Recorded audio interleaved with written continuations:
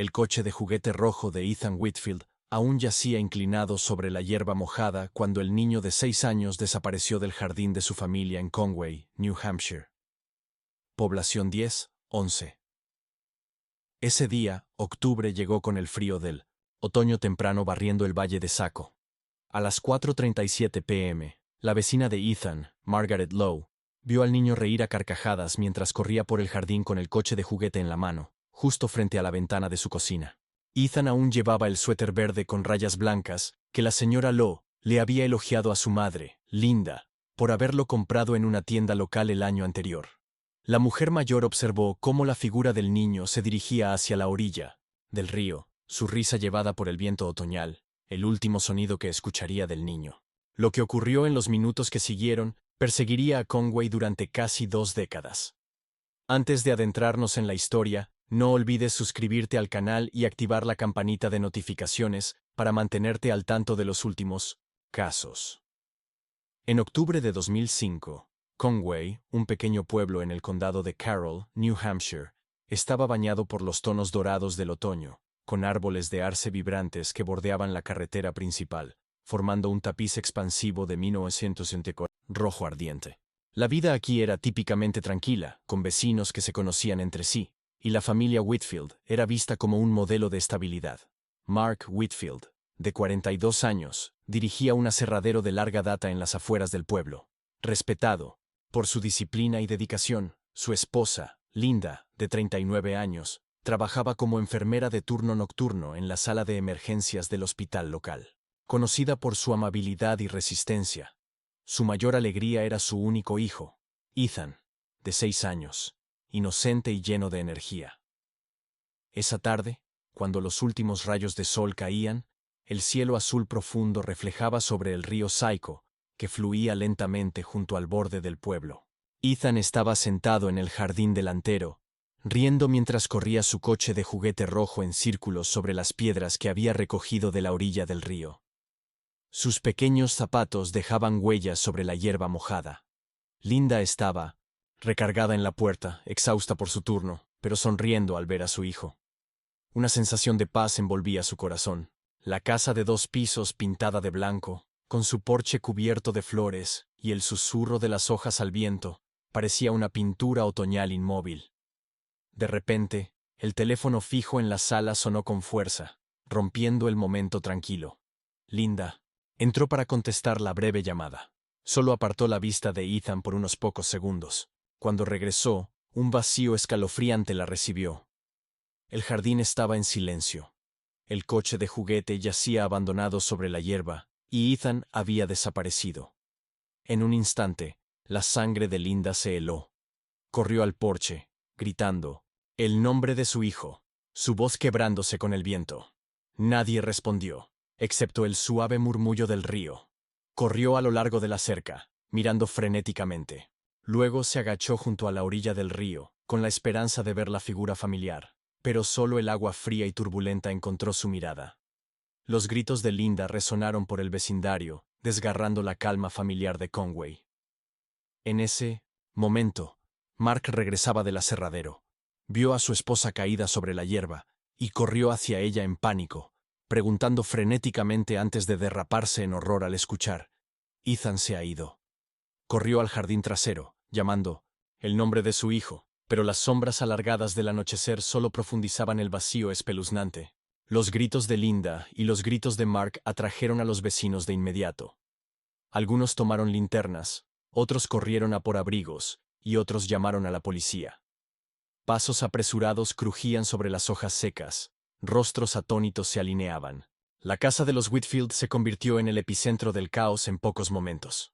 Cuando salió la llamada al 911, todos entendieron que había comenzado una pesadilla horrífica en este pueblo, famoso por su paz. Solo 15 minutos después, las sirenas aullaron a lo lejos. Luces rojas y azules destellaron entre los arces de hojas rojas, cortando la noche otoñal. 2 patrullas frenaron en seco frente a la casa, y el jefe de policía David Reynolds, junto con sus oficiales, salieron con urgencia, guiados por los residentes hacia el jardín.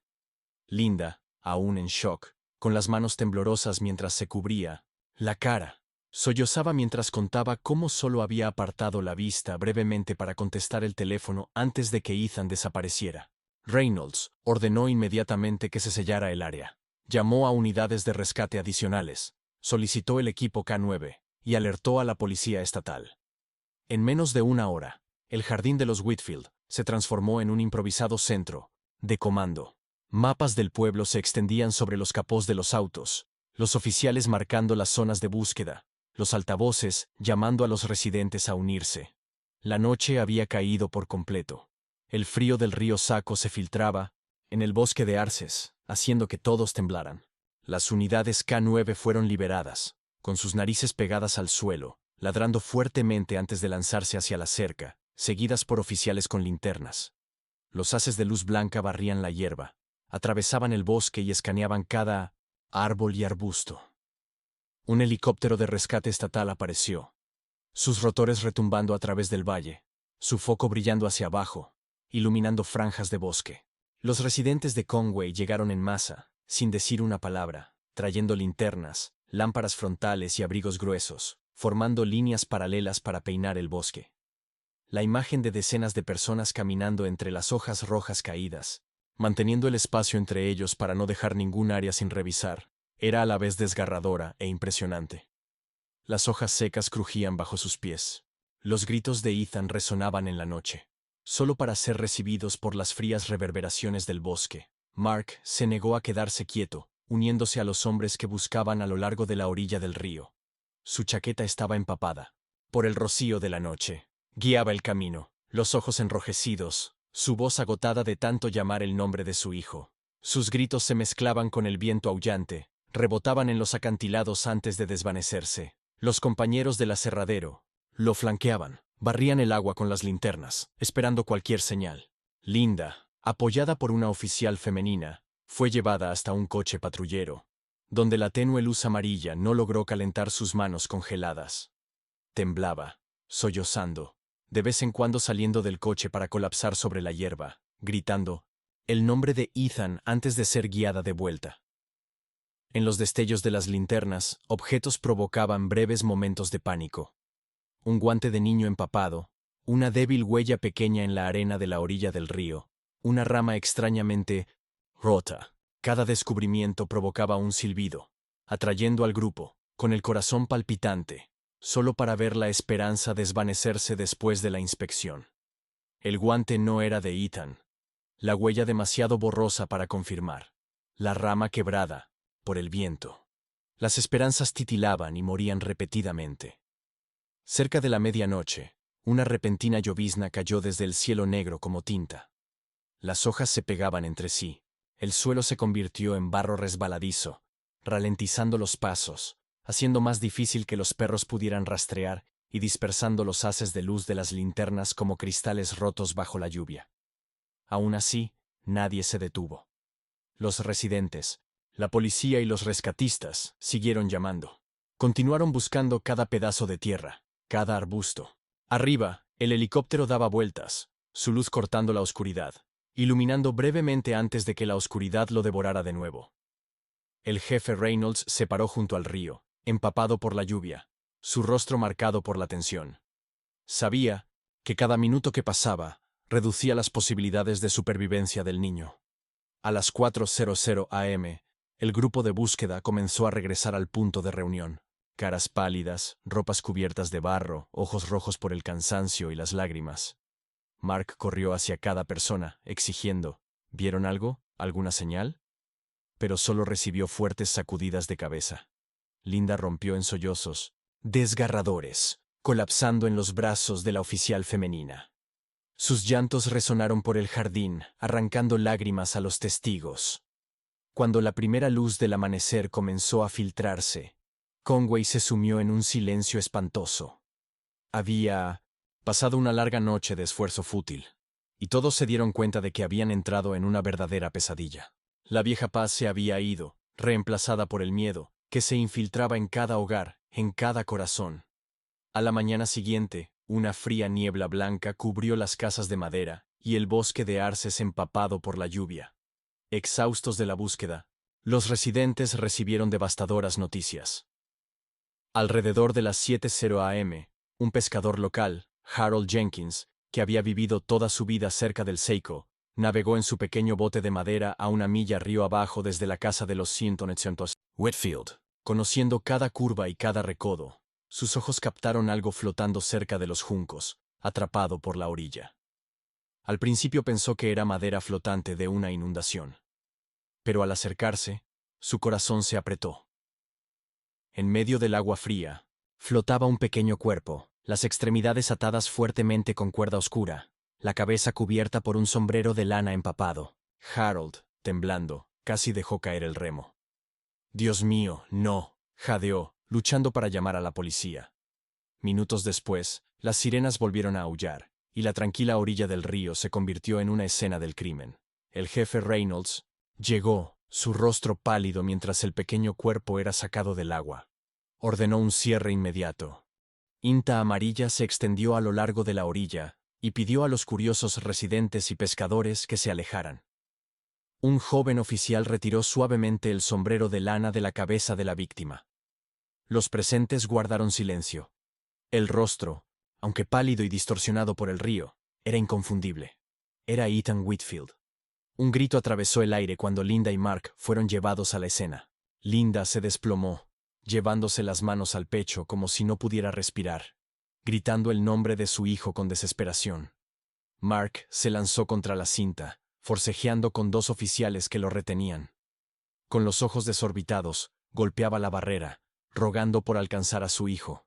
Reynolds señaló a los paramédicos para que llevaran a Linda a una ambulancia, ya que casi se desmayaba, mientras Mark era apartado para evitar más caos. La escena junto al río Saco se convirtió en una pesadilla compartida. Los vecinos, que habían buscado toda la noche, quedaron congelados, observando el cuerpo del niño de 6 años colocado en una bolsa de nylon blanca. Muchos cubrieron sus rostros, llorando. Algunos hombres inclinaron la cabeza, incapaces de creer que sus esfuerzos terminaron en tragedia.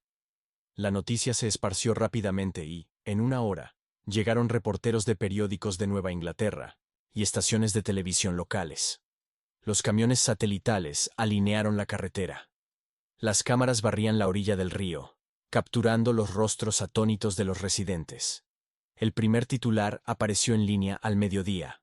Niño de Conway, asesinado. Cuerpo encontrado en el río Seiko. Fotos de la escena acordonada. Los coches de policía y los rostros angustiados de Mark y Linda se convirtieron en el foco de toda Nueva Inglaterra.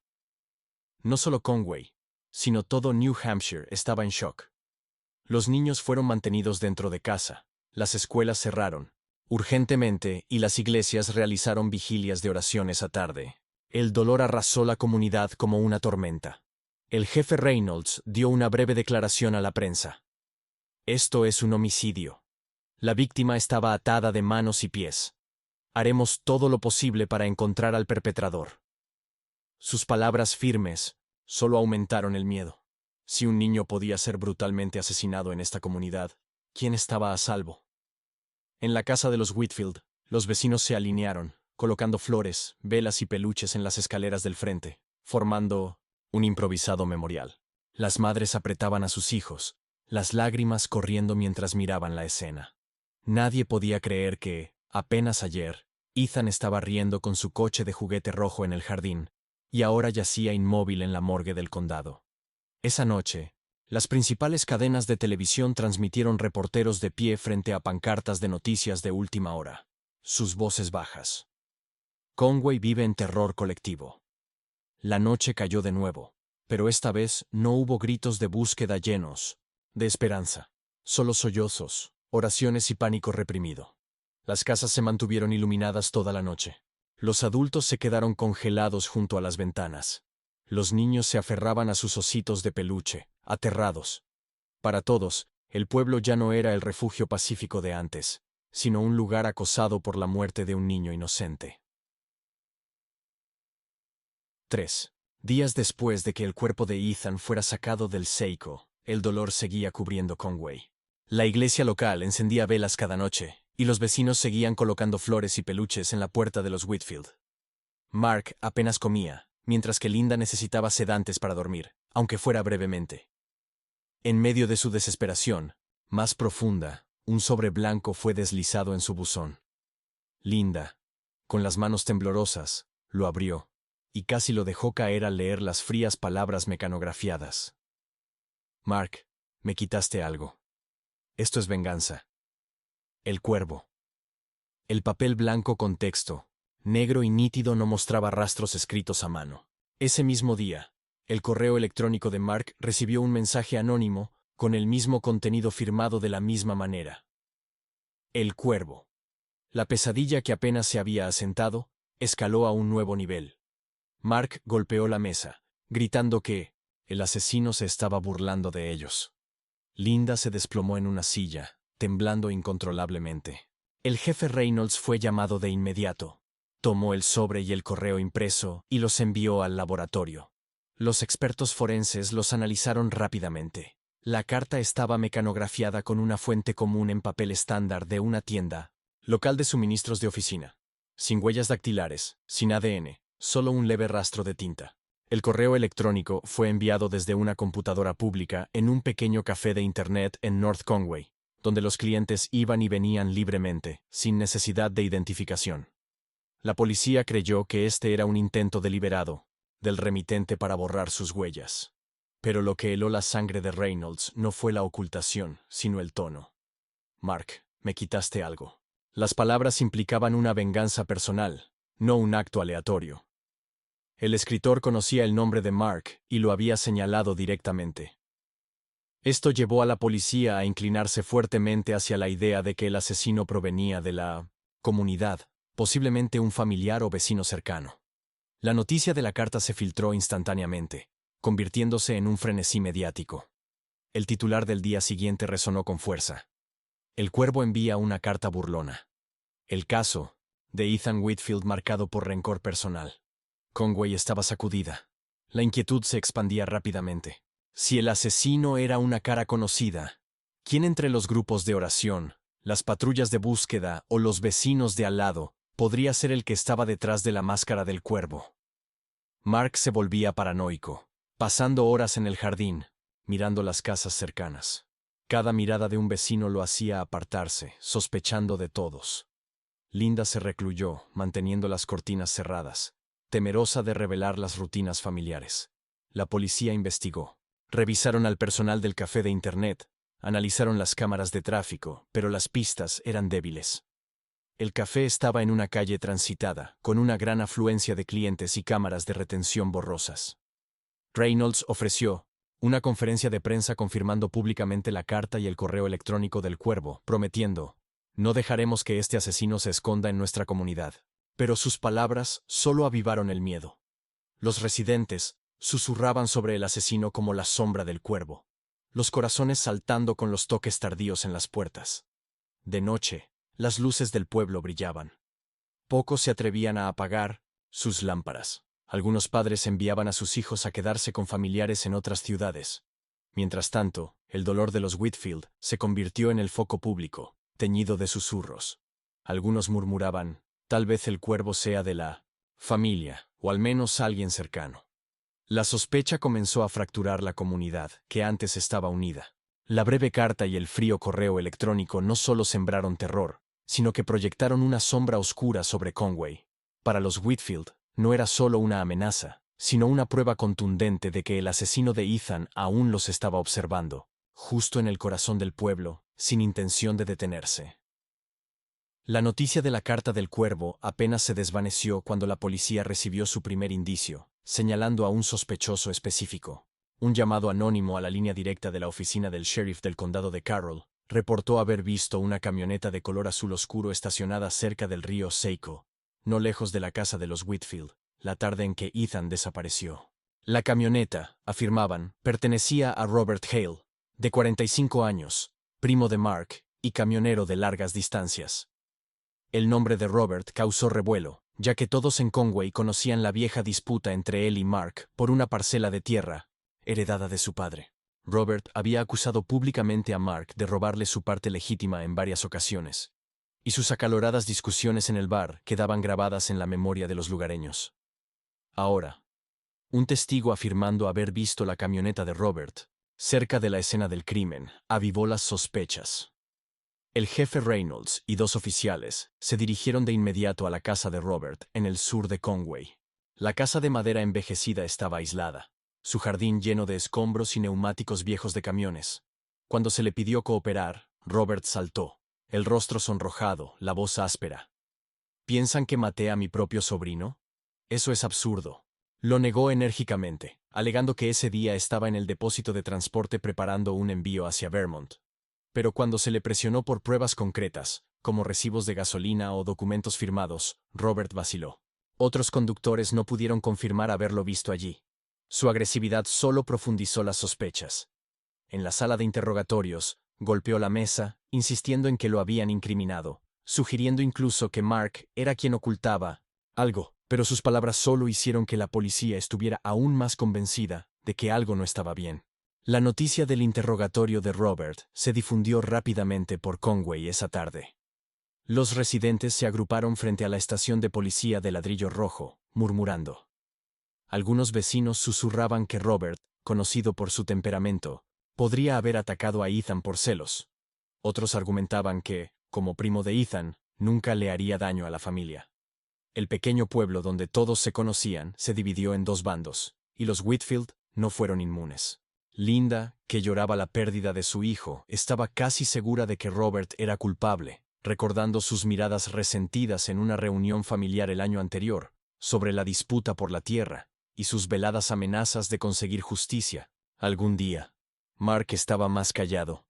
Había chocado ferozmente con Robert, pero en el fondo sabía que su primo, aunque temperamental, nunca habría atacado a niños. Sin embargo, la carta y el correo electrónico del Cuervo, con su hostilidad directa hacia él, sacudieron su determinación. En su hogar lleno de dolor, cada rumor cortaba más profundo. El jefe Reynolds dijo a la prensa. Robert Hale es una persona de interés, un término cauteloso para sospechoso. Dijo que se estaban recogiendo pruebas, pero no dio un plazo. Para Conway, el interrogatorio de Robert se sintió como una acusación no dicha. Esa noche, mientras un reportero del Boston Globe tocaba puertas, muchos vecinos compartieron fácilmente historias sobre el temperamento errático de Robert, sus gritos borrachos. Otros lo defendieron, señalando que había ayudado a las personas antes y que no era un ser frío. Algunos incluso sospechaban que la policía se apresuraba a buscar un chivo expiatorio para calmar al público. En la sala de interrogatorios, iluminada brillantemente, Robert se desplomó, los ojos inyectados de sangre por el cansancio y la rabia, repitiendo: «No lo hice, se arrepentirán de ponerme esto a mí». Pero sin una coartada clara, nadie podía avalar su inocencia. La tensión envolvía a Conway, desde las iglesias hasta los comedores, los pasillos escolares hasta el aserradero. El nombre de Robert Hale estaba en los labios de todos. La mitad del pueblo creía que era un asesino, la otra mitad no estaba segura. Las acusaciones y las defensas chocaban, desgarrando la unidad de la comunidad. Para los Whitfield, era otro golpe. El dolor de perder a Ethan aún estaba fresco. Y ahora enfrentaban una nueva batalla en la que el sospechoso era familia, alguien que había compartido cenas de Navidad y lazos de sangre. En la oscuridad, la carta del Cuervo se cernía como un recordatorio escalofriante. El enemigo no estaba lejos, acechando dentro del círculo familiar. Para Conway, la pesadilla solo estaba comenzando. La noticia del interrogatorio de Robert Hale se extendió rápidamente, y en un día, aparecieron titulares audaces en el Boston Globe: disputa familiar. La investigación por el asesinato de Conway se vuelve interna. Las estaciones de televisión locales emitieron repetidamente imágenes de la casa de madera envejecida de Robert, su cerca caída, el jardín cubierto de maleza, y un clip de él, discutiendo en voz alta con la policía mientras lo escoltaban. De un hombre ligado solo al transporte de larga distancia, Robert pasó a ser el centro de atención en todo el estado.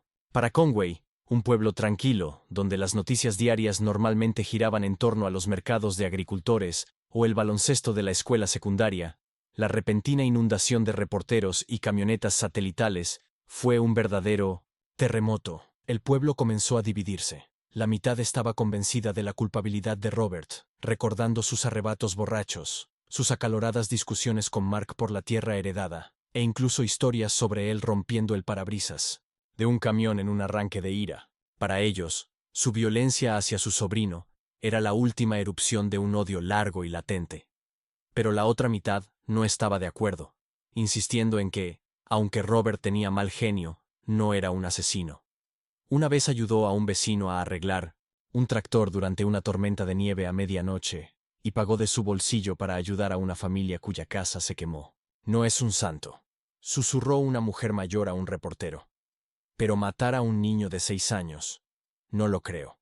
El chisme se difundió rápidamente, y en pocos días, Conway se convirtió en un campo de batalla invisible. En el supermercado se cruzaban miradas sospechosas. Los saludos amistosos de antes desaparecieron, reemplazados por un silencio frío. En la iglesia, mientras el pastor oraba por el alma de Ethan, algunos se sentaron lejos de la familia Hale, temiendo que el asesino estuviera en su banco. Incluso la escuela local, donde Linda solía trabajar como enfermera, se tensó. Los padres susurraban a sus espaldas, algunos retirando silenciosamente a sus hijos de las clases para evitar a los Whitfield. En su hogar lleno de dolor, Linda fue arrastrada a un torbellino de sospecha. Cada noche, mientras Mark se sentaba rígido, en su silla, los ojos vacíos, sosteniendo un vaso de whisky, Linda miraba a su esposo con creciente temor.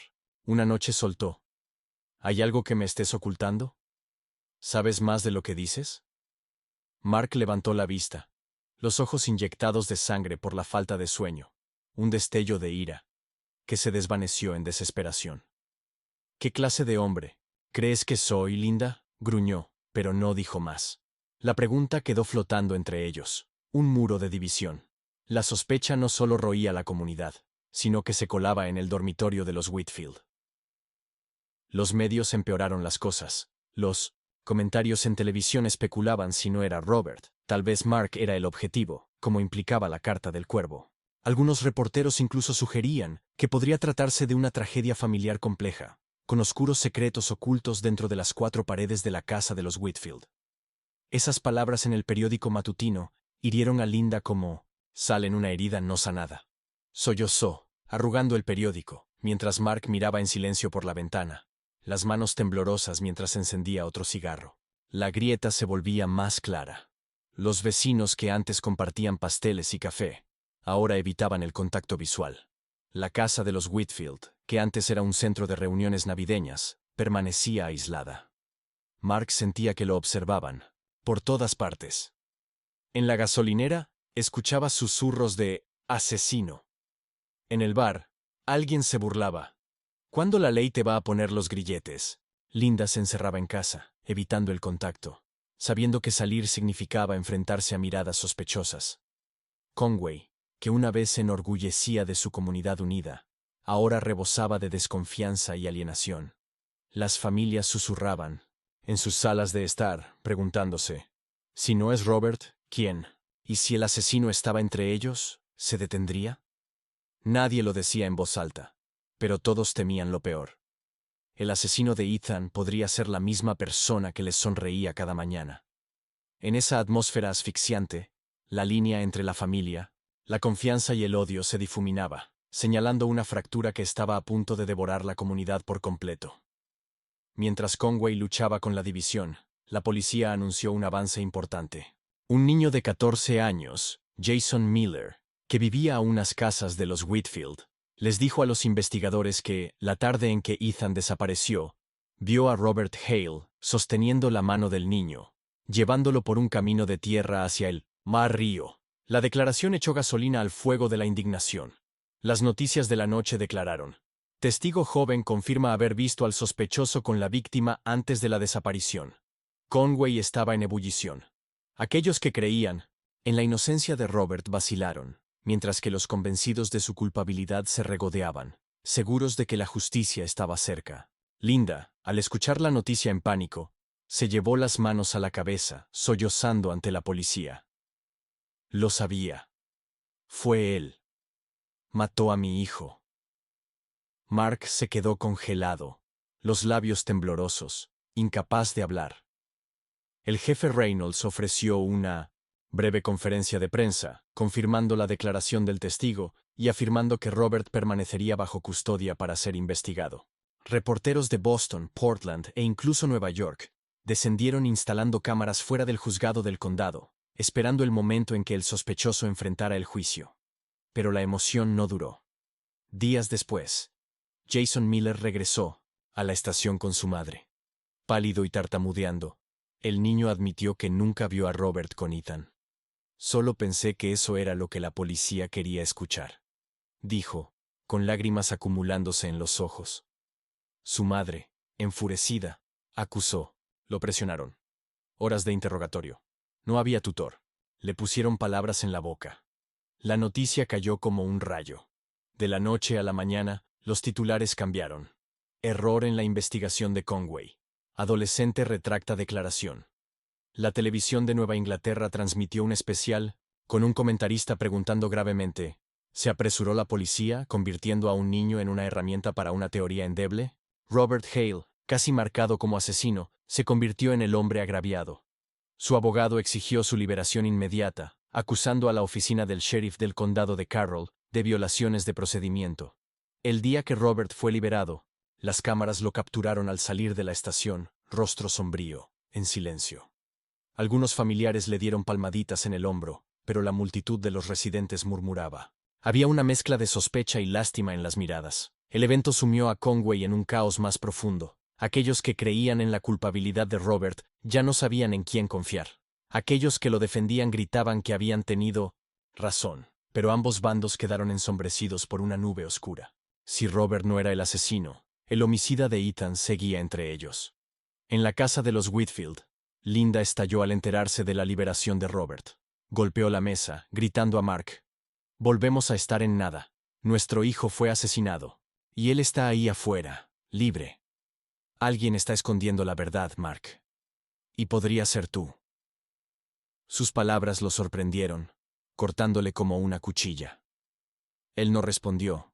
Solo salió al porche, encendió un cigarro, y se quedó inmóvil durante 100 horas. La frágil confianza entre esposo y esposa, ya agrietada, se rompió en pedazos. La fe de la comunidad en la investigación también se desplomó. Los susurros en la cafetería cuestionaban. Si la policía presiona a los niños, ¿cómo podemos confiar en que encontrarán al asesino? Miradas sospechosas barrían por todas partes. Cada vecino era un posible culpable. Desde los supermercados hasta las iglesias, de los bares a las escuelas, Conway ya no era amigable. Se convirtió en un lugar donde la sospecha y el resentimiento acechaban detrás de cada puerta. El nombre, El Cuervo, la figura anónima que había sembrado el miedo con una carta y un correo electrónico, resurgió como un símbolo de una verdad no expuesta. Robert regresó a casa, pero ya no era el mismo. Los vecinos lo rechazaban, los amigos se volvían cautelosos, y él se convirtió en un paria, lleno de furia y amargura. En las noches oscuras, las linternas de los reporteros brillaban discretamente alrededor de su jardín, un recordatorio de que el público aún lo veía como un monstruo no probado. Para Conway, la liberación de Robert no borró la sospecha. La fractura de la comunidad se profundizó. La desconfianza se extendió como una plaga, convirtiendo al pueblo en un lugar donde los rumores crecían cada vez más tóxicos. Los Whitfield se hundieron más profundamente en el abismo. Linda se volvió paranoica mientras Mark vivía como un volcán a punto de estallar. No podía soportar ver a Robert, de quien estaba seguro que tenía algo que ver con la muerte de Ethan, caminando libremente, visitando el bar, incluso riendo con vecinos que aún lo apoyaban. Cada noche, Mark soñaba con el rostro pálido de su hijo flotando en el frío río. En esos sueños, la sombra de Robert siempre se cernía, una acusación interminable. Para el verano de 2006, a medida que las temperaturas de Conway subían, la paciencia de Mark se evaporó. En la mañana del 18 de junio, caminó hacia el aserradero donde había sido gerente durante años.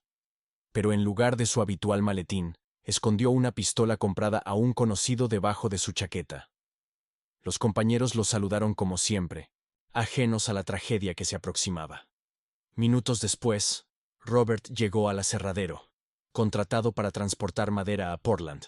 Cuando salió de su camión, Mark se acercó, los ojos inyectados de sangre, las manos temblando de rabia. Sin saludo ni advertencia, Mark sacó la pistola, apuntó y disparó. El estruendoso disparo resonó, congelando el aserradero. Robert colapsó al instante, la sangre acumulándose en el suelo de concreto. Los gritos de pánico estallaron. Algunos trabajadores huyeron, otros se quedaron paralizados, incapaces de creer lo que estaban viendo. Mark permaneció allí, la pistola en la mano, respirando pesadamente, como si se hubiera librado de un peso enorme. Cuando la policía llegó minutos después de la llamada de emergencia, él no ofreció resistencia. Entregó la pistola, con 1900, la voz baja y rasposa. Hice lo que tenía que hacer. Las noticias explotaron. Padre de Conway mata a primo a plena luz del día, tituló el Boston Globe y el Union Leader. La televisión local emitió la historia todo el día, repitiendo las imágenes de Mark siendo llevado en un coche patrullero, mientras la multitud abucheaba, algunos maldiciendo, otros llorando. Para muchos, fue una retribución merecida. Robert escapó de la justicia, pero no de la ira de un padre en duelo. Para otros, fue imprudente, una prueba de que Mark estaba desequilibrado, tal vez incluso detrás de la muerte de Ethan. El juicio de Mark Whitfield, en septiembre de 2006, se convirtió en una sensación en todo New Hampshire. La sala del tribunal estaba llena de reporteros, las cámaras transmitiendo en vivo. Linda se sentó en la primera fila, el rostro demacrado, los ojos vacíos de lágrimas. Mientras el fiscal detallaba cómo Mark disparó a Robert frente a varios testigos, los murmullos llenaron la sala. La defensa argumentó que Mark sufría un trauma severo por la muerte de su hijo. Su acto fue un estallido espontáneo de un dolor insoportable, pero el jurado no pudo ignorar los hechos. Mark lo planeó, llevó una pistola y disparó deliberadamente. El juez lo sentenció a 10 años por asesinato en segundo grado. Cuando se leyó el veredicto, Mark permaneció impasible, echando un vistazo a Linda una vez, sus ojos una mezcla de amor y desesperación. Ella rompió a llorar, desplomándose en los brazos de sus familiares.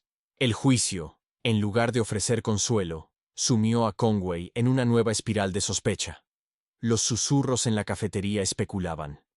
Si Mark pudo matar a Robert a plena luz del día, ¿podría haber matado a su propio hijo en un arranque de ira? Los rumores maliciosos se propagaron, proyectando una sombra sobre la familia destrozada. Algunos vecinos evitaron a Linda, susurrando que había vivido con el asesino de su hijo sin saberlo. La prensa alimentó las dudas, de víctima a asesino. ¿Qué secretos oculta el padre?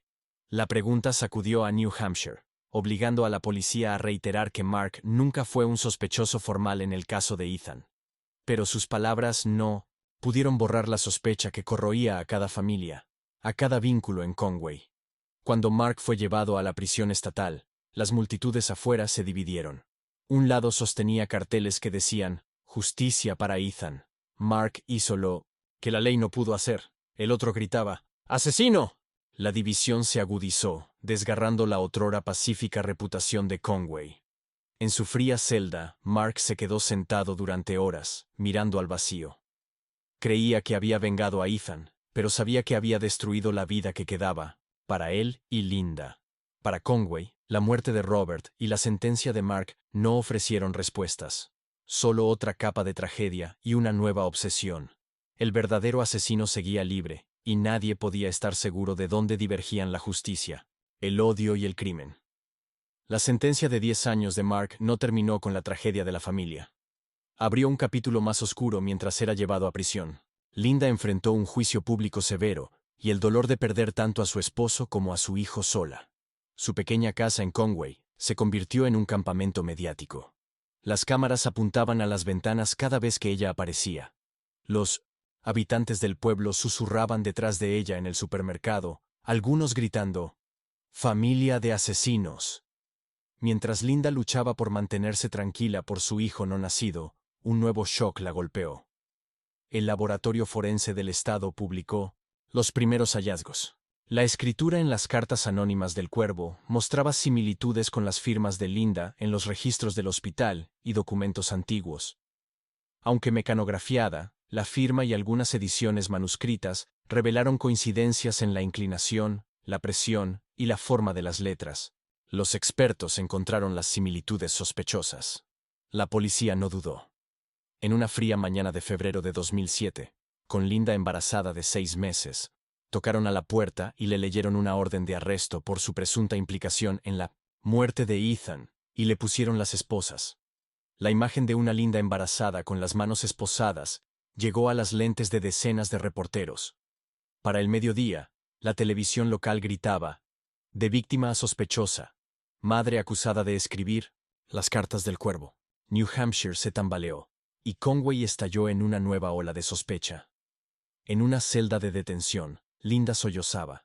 Luego comenzó una huelga de hambre en protesta, insistiendo en que la habían incriminado, que la policía la estaba utilizando como chivo expiatorio tras el encarcelamiento de Mark. Al segundo día, se negó a tomar agua, lo que provocó una intervención médica. Para el quinto día, las noticias de la huelga de hambre de la madre para demostrar su inocencia inundaron los periódicos. Las imágenes de una Linda demacrada, con la mano sobre su barriga embarazada, los ojos rojos pero resueltos, adornaron las portadas del Boston Globe, Union Leader y AP News. La opinión pública se dividió ferozmente. Algunos creían en su inocencia, argumentando que ninguna madre podría matar a su hijo, y mucho menos atormentarse a sí misma mientras estaba embarazada. Otros susurraban: ¿quién sabe qué tan normales son ahora esas familias? La atmósfera del pueblo se espesó. Los vecinos que antes dejaban flores y velas evitaban la casa de los Whitfield. No querían ninguna asociación. Fuera de la casa, de madera, los seguidores sostenían carteles de justicia para Linda, mientras los detractores gritaban ¡asesina! Y chocaban antes de las cámaras. En el 11º día de su huelga, Linda, agotada y casi desmayándose, forzó a la corte a actuar bajo la presión del público y de los grupos de derechos humanos.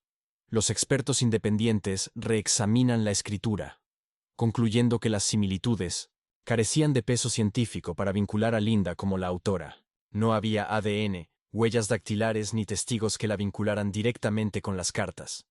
Linda fue liberada, con la salud agotada, y llevada al hospital local para recuperarse. La imagen de una madre embarazada, frágil pero desafiante, saliendo de la celda se convirtió en el centro de atención mediática.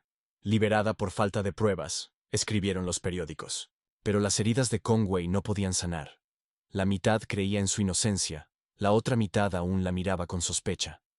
Linda dejó el hospital a fines del verano de 2007. Con las manos temblorosas, abrazaba a su hija gemela sobreviviente, nacida, débil con solo 2 kilos, una vela titilante en el oscuro abismo de la familia. La otra gemela murió durante el complicado parto, añadiendo nuevo dolor a una madre ya rota. Los registros del hospital anotaron complicaciones del embarazo debido al estrés prolongado. Para Linda, era el cruel signo de exclamación del destino. Esposo en prisión, hijo mayor asesinado, ahora otro hijo perdido antes de abrir los ojos. La casa de los Whitfield ahora solo resonaba con los débiles llantos de un recién nacido y el peso de una madre agotada. Cada paso fuera de casa era un calvario de miradas juzgadoras. Los antiguos vecinos se apartaban. Los amigos cercanos se quedaban en silencio. Los saludos amistosos de antes desaparecieron. En el supermercado, Linda escuchaba murmullos. Ella escribió las cartas del cuervo. Porque si no, la policía la arrestaría. Otros decían que esa familia estaba maldita. Mejor mantenerse alejados. Las palabras apuñalaban como pequeños cuchillos, llevándola a esconderse en su casa oscura, saliendo solo para trabajar o por fórmula para el bebé. En octubre, la policía emitió una declaración final. El caso de Ethan Whitfield no tenía más pistas y se suspendería hasta que surgieran nuevas pruebas. El Union Leader publicó una breve nota en la página 3. Caso del asesinato del niño de Conway suspendido. No hay más pistas. Las frías palabras cerraron el caso. 2 años de caos, dejando un vacío espantoso en el pueblo. En los años que siguieron, Conway intentó volver a la normalidad. Los comedores volvieron a hacer ruido. Las escuelas resonaron con las voces de los niños, pero debajo de una grieta permaneció sin sanar. Los Whitfield rara vez se mencionaban. Sin embargo, al pasar por el río Saco, la imagen de un niño de 6 años atado y flotando perduraba en la memoria. Por encima de todo, persistía el miedo, inquietante. El asesino de Ethan, el cuervo, seguía ahí fuera, posiblemente cualquiera entre ellos. En las noches sin dormir, Linda abrazaba a su hija, mirando la foto de Ethan en la estantería de la sala. Su sonrisa inocente era ahora un memorial. Sus brillantes ojos de 6 años robados para siempre por la oscuridad del Saco. Cuando el viento soplaba, el marco temblaba como si le recordara la pérdida implacable. A veces, Linda visitaba en silencio el cementerio del pueblo. En una esquina sombreada bajo robles, la tumba de Ethan estaba cubierta con flores marchitas, osos de peluche desgastados y pequeñas velas dejadas por los simpatizantes que aún se quedaban. Linda se arrodilló, encendiendo una nueva vela, con las manos temblorosas protegiendo la llama del viento. Susurró oraciones, su voz quebrándose con la brisa, las lágrimas empapando la fría tierra. Nadie se unió a ella. Nadie compartió la carga. La madre solitaria, arrodillada ante la tumba de su hijo, se grabó en la mente de quienes pasaban por el cementerio al atardecer. Los Whitfield, antes un símbolo de estabilidad en el pequeño pueblo, ahora eran fragmentos rotos. Mark, en prisión, vivía con su sentencia y la sospecha persistente. Linda afuera estaba atrapada por miradas juzgadoras y el dolor acumulado. Un hijo se había ido. Otro nunca vivió para ver el mundo. Y Conway, en lugar de sanar, se convirtió en una jaula de susurros tóxicos, encarcelando a la madre en un aislamiento inescapable. Los años posteriores a 2007 pasaron pesadamente, como si Conway estuviera cubierta por un velo inquebrantable de luto. El caso de Ethan Whitfield fue oficialmente etiquetado como un caso sin resolver, y para la mayoría de los residentes, fue una conclusión sombría a una tragedia que querían enterrar. Pero enterrar no significaba olvidar. Cada año, el 14 de octubre, el día en que Ethan desapareció, la pequeña iglesia en el centro del pueblo celebraba una vigilia de luces. El pastor local ofrecía un breve sermón hablando del niño de ojos azules brillantes que nos fue arrebatado demasiado pronto. Los habitantes del pueblo llenaban los bancos de madera, en silencio, con la cabeza agachada. Linda siempre estaba allí, en la primera fila, a veces sosteniendo a su hija, la única niña que quedaba en su familia. Cada año, las velas titilantes reavivaban viejos temores. El asesino de Ethan nunca fue llevado ante la justicia, y el cuervo, el nombre anónimo grabado en la memoria, seguía acechando como un espectro sobre el pueblo. Fuera de estos memoriales, sin embargo, el pueblo cayó en el silencio. La gente dejó de hablar abiertamente sobre ello, pero al pasar por el río Seiko, un escalofrío recorría sus espaldas. La casa de los Whitfield cayó en el abandono. La pintura pelada, el césped crecido. Linda vivía tranquilamente, trabajando sus turnos de enfermera y regresando a casa, evitando el contacto social. Aquellos que la recordaban solo la miraban a través de las cortinas. Nadie se atrevía a tocar o hablar. Para ellos, Linda era tanto una testigo como un fantasma viviente de una tragedia sin resolver. En 2015, la historia, que se pensaba dormida, resurgió en una nueva forma. El auge de los podcasts de crímenes reales arrasó América, y el caso del niño de Conway llamó la atención de canales independientes.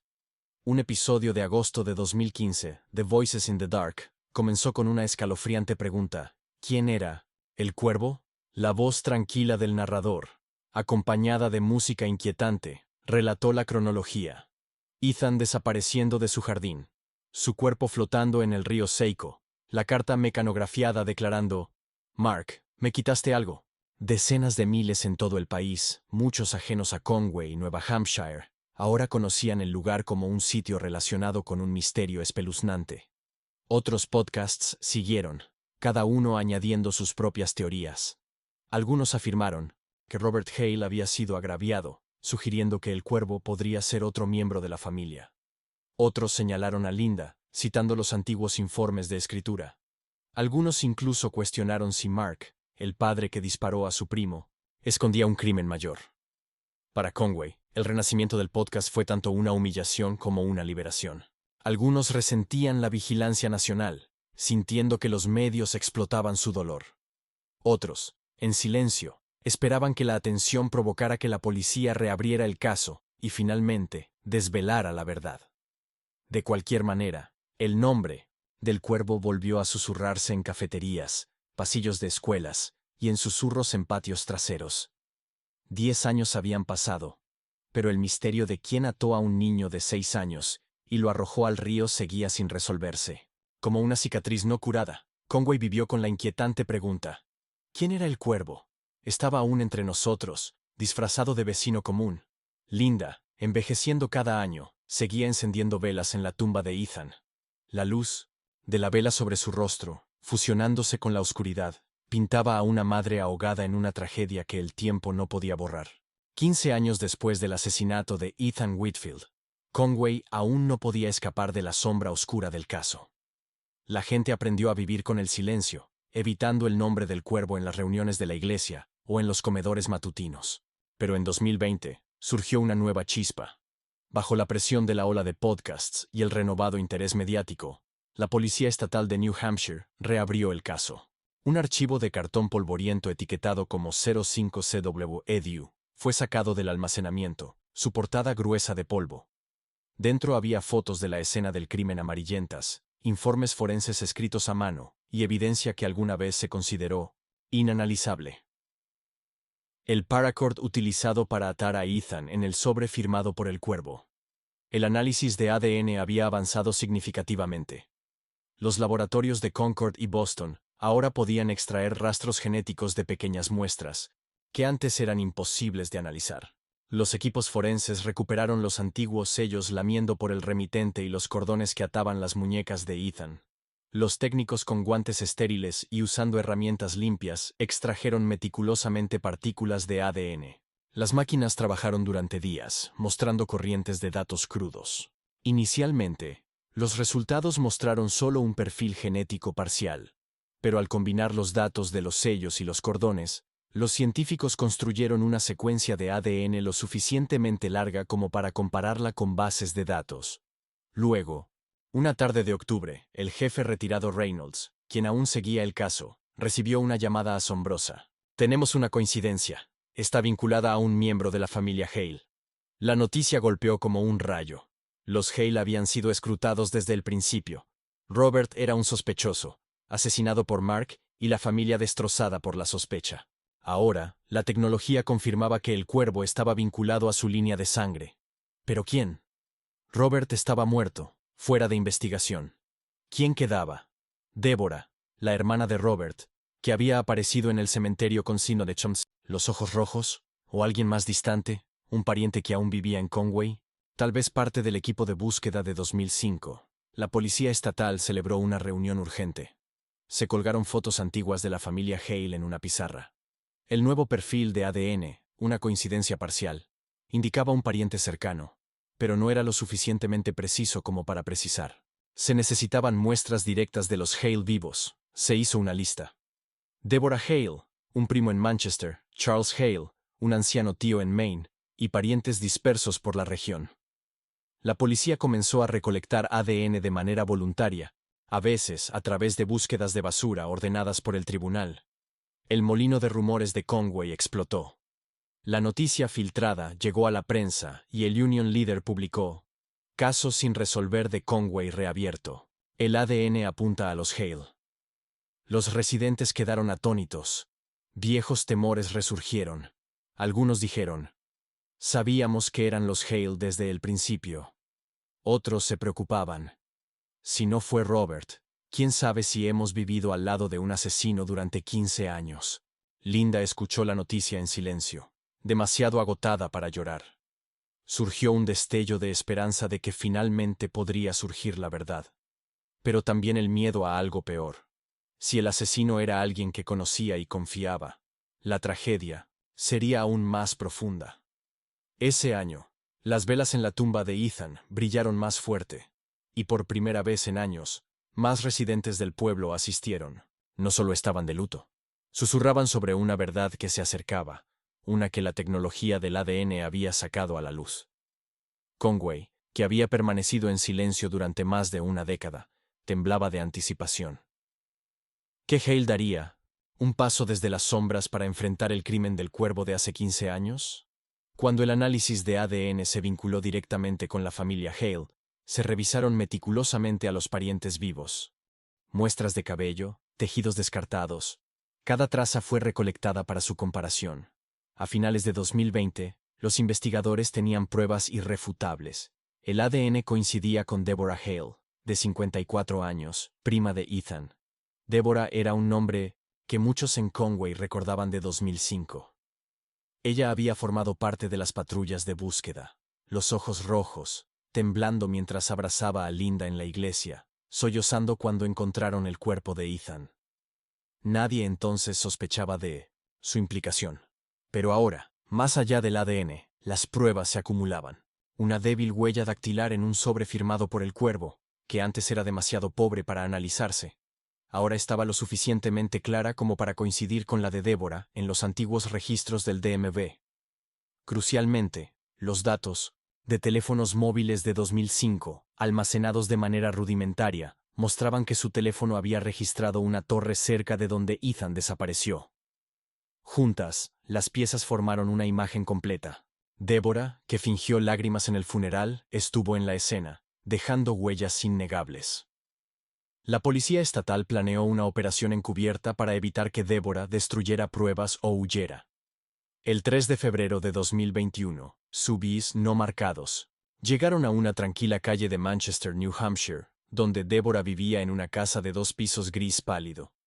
Los vecinos dijeron más tarde que la mañana neblinosa estuvo tranquila hasta que las luces rojas y azules brillaron y los gritos de orden de registro policial resonaron. La puerta principal fue forzada y oficiales blindados inundaron la casa. La mujer de 54 años, con el cabello canoso, descendió las escaleras sosteniendo una taza de café, atónita, mientras la inmovilizaban en el suelo, las muñecas bloqueadas, en frías esposas de acero. Un testigo recordó. Gritaba que era inocente, que era un error. Pero su rostro estaba pálido, los ojos desorbitados. Las imágenes de Débora en una bata delgada, el cabello desordenado, siendo escoltada afuera, inundaron las transmisiones del mediodía. Los titulares resonaron. Caso sin resolver resuelto. Tía del niño de Conway arrestada por asesinato de 2005. En la estación, Débora negó todo. Afirmó que solo estaba en la escena para la búsqueda. Que el ADN podría haberse contaminado al abrazar a Linda en el funeral, y que las huellas podrían estar en cualquier sobre. Pero cuando los investigadores mostraron un mapa de los datos de su teléfono, demostrando que estuvo cerca del río cuando Ethan desapareció, se derrumbó, llorando. Esas lágrimas, lejos de evocar simpatía, convencieron a los detectives de que habían encontrado a su culpable. El arresto sacudió a Conway. Los residentes recordaron a Débora encendiendo velas, sus condolencias a los Whitfield, y se estremecieron.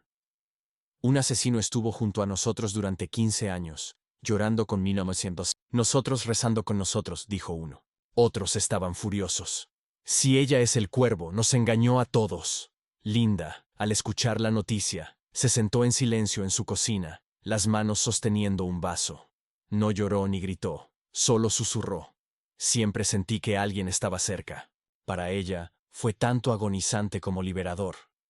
La muerte de Ethan ya no era una sombra sin rostro, sino que tenía un nombre, un rostro. Sin embargo, era un rostro en el que había confiado, que había estado a su lado en sus días más oscuros. En la conferencia de prensa posterior al arresto, la policía estatal detalló las pruebas. ADN en el sello, huellas en el sobre, datos, del teléfono, todo coincidía con Deborah Hale.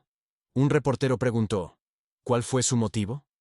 El nuevo jefe de policía estatal respondió, todavía estamos investigando, pero las pruebas sugieren una venganza personal contra Mark Whitfield. El evento devolvió a Conway al centro de atención nacional. Las camionetas de noticias colapsaron las calles. Los reporteros tocaban puertas. Las pequeñas cafeterías se convirtieron en centros para periodistas del New York Times, CNN y la BBC, capturando una pequeña ciudad donde la justicia se había retrasado 15 años. Los residentes sintieron alivio, rabia, liberación y traición. El escolte de Débora desde su casa en Manchester bajo las cámaras parpadeantes se convirtió en un símbolo del mayor giro en el caso desde que el cuerpo de Ethan fue sacado del saco.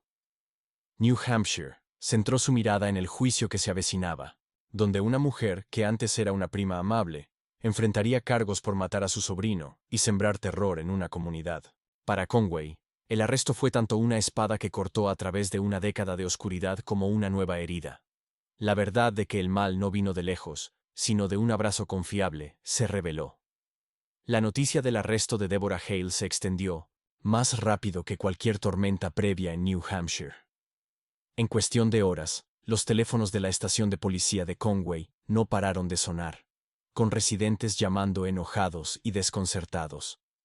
Muchos lloraron leyendo el titular, audaz del New Hampshire Union Leader. Avance en caso sin resolver. Tía arrestada por asesinato en 2005. Asesinato del niño de Conway.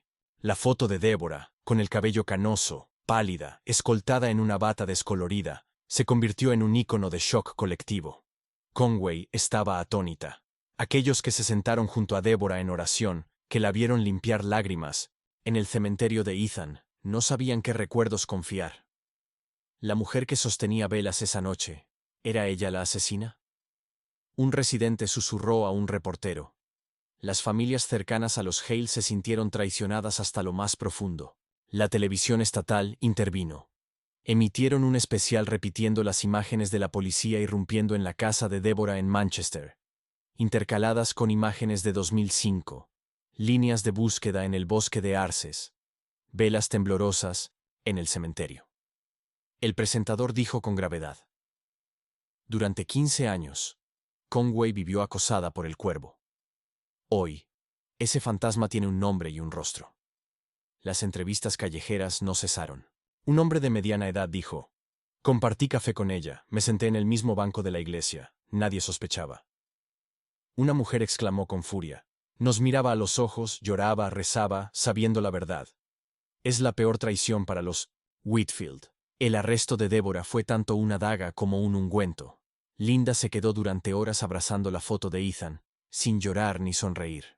Le dijo al único reportero que se atrevió a tocar la puerta: siempre sentí que algo estaba ahí, pero nunca pensé que fuera ella. Sus palabras helaron a la nación. En Conway, el aire pesado por la desaparición de Ethan regresó. La iglesia brillaba con velas todas las noches, no solo por Ethan, sino para que la verdad saliera a la luz por completo. Las reuniones comunitarias se convirtieron en foros de indignación. Dejamos que un asesino estuviera entre nosotros durante 15 años. Lloró con nosotros, pero todo fue un acto. En las redes sociales, el caso dominó. El cuervo desenmascarado fue tendencia en Twitter y Facebook. New Hampshire, acostumbrado a noticias tranquilas, zumbaba como si fuera un drama televisivo. Los programas de la tarde de CNN y Fox News lo llamaron uno de los casos sin resolver más impactantes del noreste. El arresto de Deborah desató nuevos temores. Si una mujer pudo hacerse pasar por la tía en duelo durante 15 años mientras era culpable, ¿en quién se puede confiar? Los padres mantenían a los niños alejados de jugar solos. Las escuelas realizaron reuniones de emergencia para tranquilizar a los estudiantes y padres. Sin embargo, algunas voces advertían: no hemos oído una confesión. ¿Podría Deborah ser inocente? Pero estas fueron ahogadas por la rabia abrumadora. En muchas mentes, un veredicto social precedió al juicio. En la prisión donde Mark Whitfield cumplía su condena, las noticias le llegaron a través de una televisión borrosa. Los compañeros de celda susurraban, algunos dándole palmadas en el hombro, diciendo que la justicia por Ethan había llegado. Mark se quedó en silencio, los ojos distantes, murmurando. 15 años para Conway. El arresto de Deborah no solo fue un avance legal, sino un terremoto espiritual. Obligó a la comunidad a enfrentar una aterradora pregunta. ¿Cómo pudo un asesino esconderse en vigilias de oración entre brazos de luto durante tanto tiempo? ¿Sanaría esta verdad o profundizaría la herida? Tras el shock del arresto, New Hampshire fijó su mirada en los interrogatorios de Deborah Hale. La mujer de 54 años se sentó en la sala, el rostro demacrado, el cabello desordenado, la voz temblorosa, pero tratando de mantenerse desafiante. En medio de las preguntas implacables, hizo una sorprendente admisión. Escribí las cartas anónimas del cuervo. Quería atormentar a Mark, dijo, mirando la fría mesa de metal. Porque él robó la tierra que pertenecía a mi familia. La confesión fue un bombazo en la conferencia de prensa. Los reporteros escribieron: Deborah admite ser el cuervo, pero niega matar a Ethan. Afirmó que años de resentimiento por la tierra no resuelta, disputas con Mark, la llevaron a escribir las cartas y los correos, para hacerle paranoico, para volver a la comunidad en su contra. para hacer sufrir a su familia. Pero cuando se le presionó, ¿qué pasa con la muerte de Ethan? Estuviste en la escena, tu ADN en el cordón y el sello. Explica eso. Débora sollozó vehementemente, negándolo. No lo maté. Lo juro por Dios. Solo quería que Mark sufriera, pero nunca toqué al niño. Alguien más lo hizo. Su confesión fragmentada sacudió al público. Algunos lo creyeron. Débora escribió las cartas para vengarse, pero el verdadero asesino seguía afuera. Otros lo vieron como una media verdad, una táctica para disminuir su culpa, admitiendo el acto menor mientras negaba el crimen mayor. En las cafeterías de Conway estallaron discusiones. Si es lo suficientemente viciosa como para escribir esas cartas, es lo suficientemente viciosa como para matar. No. Tal vez solo quería atormentar a Mark y alguien más aprovechó. Los psicólogos en la televisión intervinieron. Uno dijo: Débora está usando una estrategia de media confesión, admitiendo parte para aliviar la presión, pero negando el crimen principal. Común en los criminales desafiantes.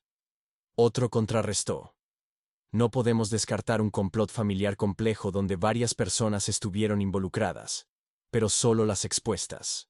Para Linda Whitfield, escuchar a Débora admitir ser el cuervo pero negar haber matado a Ethan fue otra herida desgarradora en su fría cocina. Ella dice que solo quería hacerle daño a Mark. ¿Pero quién ató a mi hijo? ¿Quién lo arrojó? ¿Al río? Si no fue ella, ¿entonces quién?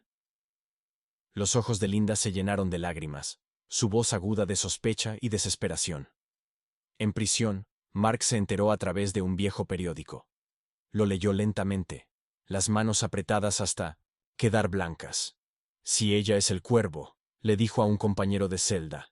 Ella es la que mató a mi hijo, nadie más. Yo lo sé. Pero afuera, Conway no estaba tan seguro. El pueblo se dividió de nuevo entre los que creían que Débora era la única culpable y los que pensaban que la historia era más complicada. La investigación continuó. La policía desenterró archivos antiguos, volvió a entrevistar testigos. Pero las negativas de Débora crearon una nueva inquietud. Si ella no era la única, ¿estaba otro cuervo aún escondido en Conway? Así, después de 15 años, el caso de Ethan Whitfield dio un giro extraño. Alguien admitió ser el cuervo, pero el que ató a un niño de 6 años y lo arrojó al río helado seguía siendo un signo de interrogación. El juicio de Deborah Hale comenzó en el otoño de 2022 en el juzgado del condado de Carroll, en Conway. El edificio de ladrillo rojo, típicamente reservado para disputas civiles menores o casos pequeños, se convirtió en el centro de atención nacional. Las camionetas satelitales llenaron la plaza del pueblo. Los reporteros abarrotaron las escaleras del tribunal. CNN instaló un fondo de transmisión en vivo mientras Line NBC preparaba una serie de episodios, llamándola una de las pruebas más impactantes de casos sin resolver en Nueva Inglaterra. Cientos de residentes de Conway se reunieron, muchos llegando al amanecer para asegurarse un lugar en la abarrotada sala del tribunal. Desde el primer día, la fiscalía salió con fuerza. Mostraron imágenes ampliadas de las cartas firmadas por el cuervo en una pantalla. Presentaron los resultados de ADN del sello y el cordón de atado que confirmaban una coincidencia perfecta con el perfil genético de Deborah Hale. También mostraron una huella restaurada con tecnología moderna que coincidía con la de Deborah en los registros del DMV. Finalmente, presentaron los datos del teléfono mostrando su señal cerca del río Saco, la tarde en que Ethan desapareció. Esto no es una coincidencia, declaró firmemente el fiscal. Es una cadena unificada de pruebas que apunta al acusado, una mujer que lloró y rezó con la comunidad mientras ocultaba una verdad espantosa. Los testigos subieron al estrado uno por uno. Un investigador relató cómo Débora se derrumbó en lágrimas durante el interrogatorio, pero negó el asesinato de Ethan. Un vecino recordó sus amargas observaciones sobre Mark Whitfield a lo largo de los años. Un psicólogo analizó las cartas. El lenguaje lleno de odio se alinea con un rencor personal de larga data, no con algo al azar. Pero el abogado defensor de Débora no se quedó atrás. Apuntaron a las debilidades en la recolección de pruebas de 2005. Ese cordón fue almacenado durante años en condiciones imperfectas. El sobre pasó por las manos de docenas de técnicos. ¿Quién puede garantizar que el ADN no estuvo contaminado? retaron. Cuando la fiscalía objetó, la defensa presionó aún más. No existe un registro claro de cómo se almacenaron las pruebas durante 15 años. ¿Cuántas veces se movió? ¿Con qué frecuencia se accedió al cuarto de almacenamiento? Estamos condenando a una persona con pruebas que podrían estar contaminadas. La sala del tribunal estaba cargada de tensión.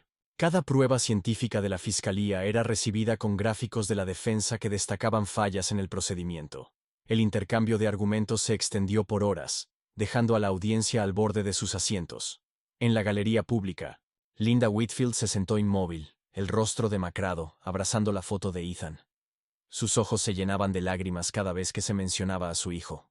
Al otro lado de la sala, Deborah se sentó en silencio, el cabello gris enmarcando un rostro tanto cansado como desafiante. Los medios cubrieron cada detalle. CNN transmitió la apertura en vivo, destacando el ADN como la estrella del juicio. Glenn NBC repitió las imágenes del arresto de Deborah con las manos esposadas, intercaladas con ella llorando y siendo interrogada, creando un poderoso efecto mediático. Los programas de entrevistas nocturnas debatieron intensamente. Algunos estaban seguros de la culpabilidad de Deborah. Otros se preocupaban de que el juicio dependiera más de la tecnología que de la verdad. Conway se dividió nuevamente. Algunos se reunieron fuera del tribunal con carteles que decían, «Justicia para Ethan, culpable». Un grupo más pequeño sostenía pancartas que decían, «Debido proceso para Deborah». La división resonaba con la atmósfera sombría de 2005, cuando el pueblo se fracturó bajo la sospecha mutua. En los argumentos finales, el fiscal se puso de pie, su voz resonando. Las pruebas no mienten. Tenemos ADN, huellas dactilares, datos de teléfono y las cartas, todo señalando a una sola persona, Deborah Hale. Ella no solo mató a un niño inocente de 6 años, sino que permitió que una comunidad viviera con miedo durante 15 años. La sala quedó en silencio. No se oyó ni un sonido. La defensa contraatacó, instando a la duda razonable. Si tienen aunque sea una pizca de incertidumbre sobre la pureza de las pruebas, deben encontrarla no culpable. Esa es la esencia de la justicia. El juicio terminó en una atmósfera pesada. El jurado se retiró para deliberar, mientras afuera, cientos esperaban, con los corazones apretados. Para Conway, esto no era solo un caso. Eran casi 2 décadas de dolor. Todo ahora dependía de que 12 personas respondieran. ¿Fue Deborah Hale una asesina? ¿O simplemente una sombra llamada El Cuervo? A finales de noviembre de 2023, después de casi 4 semanas de juicio y 3 días de deliberación, el jurado regresó a la sala, en un ambiente cargado. Cientos de ojos siguieron la escena, mientras las cámaras de CNN a Burr se enfocaban. El juez pidió orden mientras el portavoz del jurado, con las manos temblorosas, leía en voz alta. Nosotros, el jurado, después de una cuidadosa consideración, encontramos al acusado, Deborah Hale, culpable de asesinato en primer grado. La sala del tribunal estalló. Algunos lloraron, otros suspiraron de alivio. Linda Whitfield, en la primera fila, tembló visiblemente. Al escuchar la sentencia de cadena perpetua sin posibilidad de libertad condicional, Deborah enterró su rostro en sus manos, sollozando fuerte, sus gritos resonando, moviendo a otros, a las lágrimas. Deborah permaneció inmóvil, el rostro pálido, los ojos vacíos. Negaba con la cabeza, susurrando, «No lo maté, no lo maté». Pero su voz se perdió en el creciente ruido. El juez golpeó el martillo, restableció el orden y dictó la sentencia. Deborah Hale es sentenciada a cadena perpetua sin posibilidad de libertad condicional, a cumplir en la prisión estatal de New Hampshire hasta su muerte. Afuera, la multitud estalló. Algunos levantaron carteles de «Justicia para Ethan» y se abrazaron, mientras que los pocos que apoyaban a Deborah se fueron en silencio, con la cabeza agachada. Los reporteros se agolparon. Boletines especiales se emitieron a nivel nacional. Después de 18 años, justicia servida. Deborah Hale sentenciada a cadena perpetua sin posibilidad de libertad condicional. En una pequeña sala detrás del tribunal, Linda sostuvo la foto de Ethan, susurrando. «Hijo, finalmente tenemos justicia», antes de desmoronarse, los hombros temblando. Para ella, el veredicto no podía devolverle a Ethan. Pero terminó años de espera, luchando contra la sospecha y la sombra del cuervo. Ese día, Conway pareció exhalar después de casi 2 décadas bajo una nube oscura. Sin embargo, el alivio se mezclaba con amargura. Un miembro de la familia había matado a Ethan, engañando a la comunidad con falsas lágrimas. Aunque la justicia llegó, la confianza que alguna vez unió al pueblo se había ido para siempre. La sentencia de cadena perpetua de Deborah Hale pareció cerrar un capítulo de pesadilla. Pero a medida que la emoción inicial se desvanecía, Conway se enfrentó a una dura verdad. El asesino no era un extraño, sino un rostro familiar que estuvo con ellos en oración. Abrazó a Linda y lloró en el funeral de Ethan. Vivimos a su lado durante 15 años, susurró un residente con los ojos llenos de lágrimas. Compartimos pan, oraciones, y ella era la asesina. Las palabras resonaron en muchos corazones como una acusación a la propia comunidad. El shock se transformó en una crisis de confianza. Los vecinos que antes se apoyaban mutuamente, ahora se miraban con desconfianza. La iglesia del pueblo, que alguna vez fue un refugio espiritual, se encontraba ahora bajo la sombra de la duda. Cuando el 1905, pastor anunció un nuevo memorial para Ethan, las multitudes llegaron con velas y flores, pero el ambiente no era puro. En medio de los himnos, las miradas se cruzaban con sospecha. ¿Alguien más lo sabía? ¿Alguien más lo ocultó? Linda se sentó en el banco delantero, abrazando la foto de Ethan, orando en silencio. Otros querían tocar su hombro, pero dudaron, habiendo creído antes en la inocencia de Deborah, uniéndose a ella en las vigilias iluminadas por velas. La confianza traicionada fracturó sus corazones. Algunos encendieron velas y se fueron rápidamente, evitando las charlas de años pasados. En la cafetería del pueblo, que antes estaba llena de charlas, las conversaciones ahora titubeaban. El nombre de Deborah salía con ira y vergüenza. Nos engañó a todo el pueblo, dijo un hombre. Pero nos dejamos engañar, respondió otro. Es cierto, vimos, escuchamos, pero nadie se atrevió a sospechar. ¿Por qué? Porque no queríamos creer que el mal pudiera venir de alguien que conocíamos. La escuela organizó una charla para los estudiantes de secundaria, muchos nacidos después de 2005, que conocían el caso solo a través de sus padres y los podcasts. Se sentaron en silencio mientras el director decía: hemos aprendido una lección dolorosa. El mal no siempre lleva el rostro de un extraño. Los padres abrazaron a sus hijos, temiendo que la sombra de la sospecha persiguiera a una nueva generación. Los medios nacionales siguieron profundizando. CNN emitió un reportaje titulado El cuervo entre nosotros, mostrando las pintorescas casas de madera de Conway, junto al tribunal de Deborah. Lágrimas, terminando con una escalofriante pregunta. ¿Cómo pudo una pequeña comunidad albergar a un asesino durante 15 años? Para los residentes de Conway, no fue solo una pregunta de los forasteros. Fue una herida que se hacían a sí mismos. Los memoriales en la iglesia continuaron, pero la solemnidad se mezclaba con la inquietud. Cada vela titilante recordaba a Deborah sosteniendo una, las lágrimas cayendo. Ahora, ese recuerdo era una pregunta inquietante. ¿Alguien más está ocultando un terrible secreto? La unidad que alguna vez definió a Conway fue reemplazada por muros invisibles de duda. Linda dejó el memorial sola. La gente la observaba, sin saber si consolarla o mantener distancia. Ella seguía viviendo en la casa antigua, encendía velas en la tumba de Ethan cada semana. Pero para la comunidad, ella era un fantasma persistente de una tragedia sin resolver. Conway tenía justicia sobre el papel, pero el costo fue la confianza destrozada. La frase, "el asesino estuvo entre nosotros", se convirtió en un recordatorio frío, acechando en el sueño de los residentes, asegurándose de que despertaran sabiendo que su pueblo nunca sería el mismo. A principios de 2024, cuando el shock de la sentencia de cadena perpetua de Deborah se asentó, otro evento se desplegó silenciosamente. Mark Whitfield fue liberado después de 10 años. El hombre que disparó a su primo a plena luz del día salió por la puerta de la prisión, con el cabello blanco, el cuerpo demacrado, los ojos hundidos. No había reporteros ni pancartas ruidosas esperándolo. Solo Linda estaba allí, en silencio, con un abrigo viejo sosteniendo un pequeño ramo.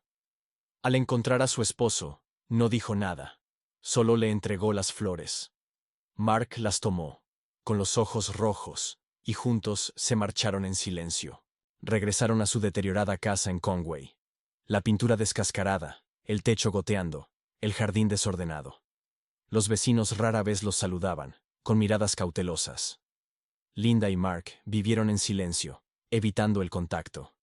Se les veía, al atardecer en el supermercado, comprando pan, leche y medicinas, para luego apresurarse a regresar.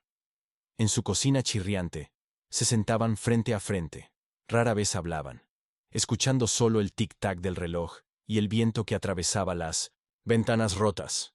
Linda, ahora con más de 50 años, el cabello canoso, llevaba un cuerpo marcado por los años. Aún enfrentaba las miradas sospechosas del pueblo. A pesar de la condena de Débora, para muchos, las antiguas cartas manchadas, que antes se pensaban suyas, persistían.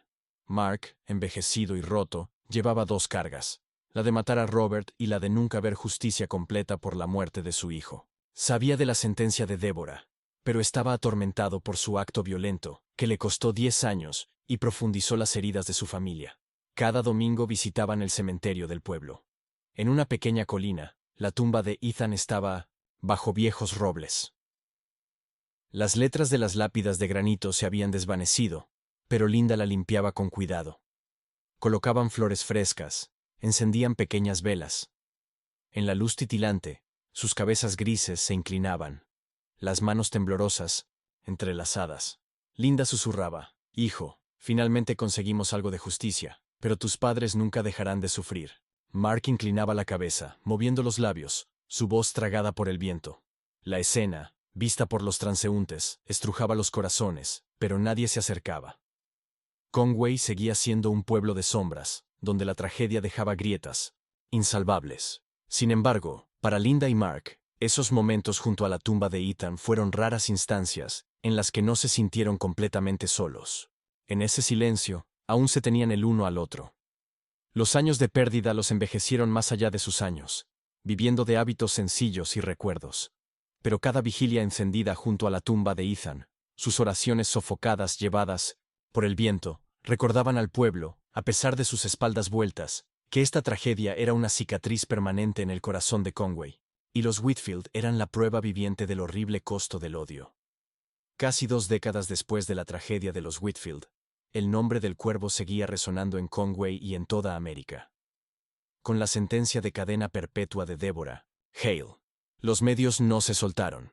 Netflix anunció un documental de varios episodios titulado El Cuervo de Conway, mientras Hulu producía el suyo, explorando testigos y los Whitfields. El rodaje salpicó el pueblo, en la cafetería, la iglesia y el río Saco. Las cámaras barrían las pintorescas casas de madera intercaladas con imágenes de 2005. Búsquedas en el bosque. Velas en el cementerio. Débora con las esposas. Los directores entrevistaron a Linda, ahora con el cabello canoso y la voz temblorosa. «No necesito películas. Necesito a mi hijo de vuelta. Pero si esta historia recuerda a la gente la verdad, vale la pena». Sus lágrimas silenciaron a millones que la miraban. Mientras tanto, la Policía Estatal de New Hampshire veía el caso como una prueba del poder de la tecnología. En una conferencia nacional de investigaciones criminales, detallaron cómo el ADN de los viejos sellos y cordones resolvió el caso después de 15 años. Sin la tecnología moderna, dijo un oficial, el cuervo habría permanecido un nombre en la oscuridad.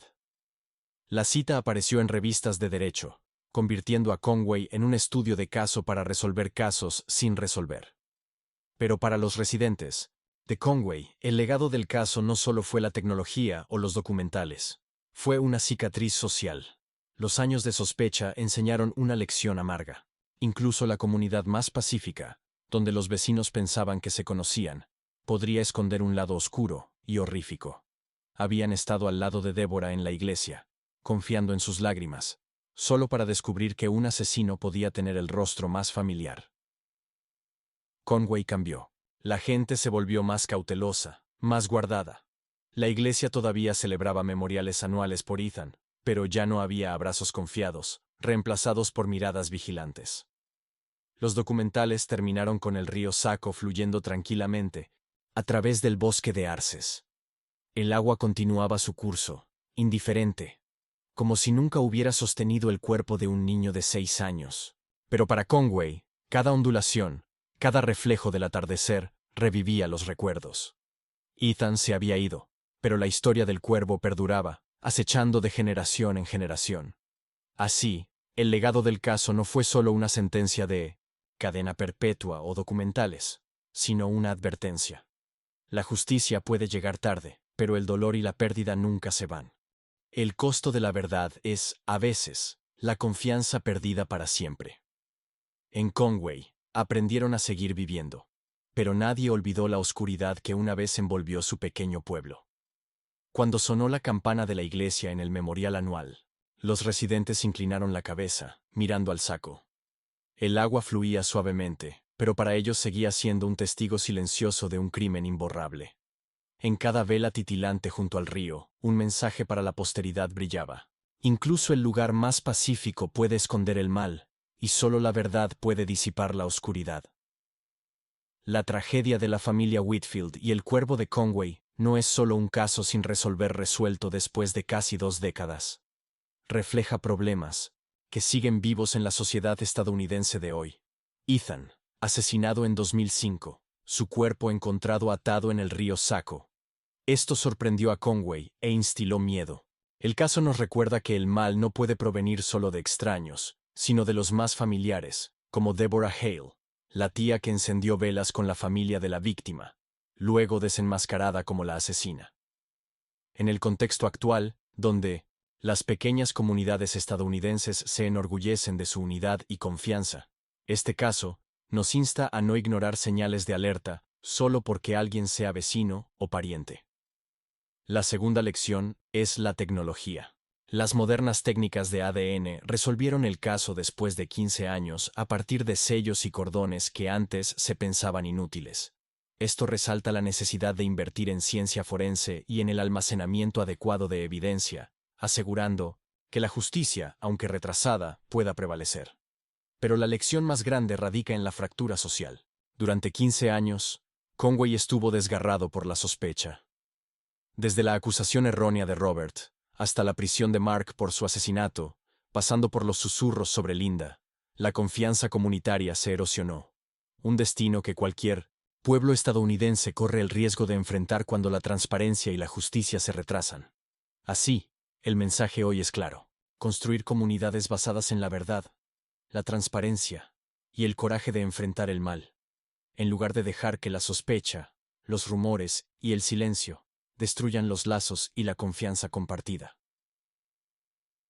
Si quieres seguir más escalofriantes casos, sin resolver resueltos por la justicia y la tecnología moderna, como el cuervo de Conway, suscríbete al canal para mantenerte actualizado. Gracias por acompañarnos y nos vemos en el próximo video explorando los misterios persistentes de América.